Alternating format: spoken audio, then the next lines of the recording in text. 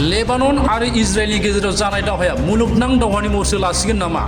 सानफा एफा लेबानन आरो इजराइलनि गेजेराव जानाय दावहाया गिख्रंथावसिन महर लादों। लेबानना साहायारि इजराइलखौ गं 50 रकेटजों गाग्लोबदों। हेजबुल्लाहनि टप कामान्डार फर्ड शक्करनि जिउ खहा जानायनि उनाव लेबानन आरो इजराइलनि गेजेराव जानाय दावहाया गिख्रंथावसिन महर लानायखौ नुनो मोन्दों।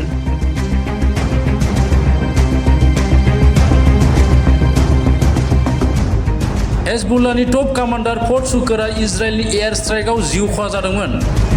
गुबुन फारसेथिं इजराइलआ इरान आरो हामासखौ हामासनि दैदेनगिरि इस्माइल हानियानि जिउ खहा जानायनि दायखौ जाबसिननानै होदों।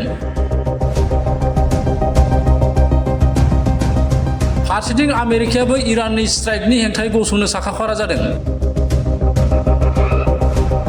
पेन्टागनआ फाइटार जेट हानजाखौ थिसननानै आमेरिकाया इजराइलनि रैखाथि आरो आमेरिकानि रौनियाफोरखौ रैखाथि होनायनि थांखिजों आमेरिकानि रौनिया हानजानि थाथायखौ गोख्रों खालामनो साखाफारा जादों।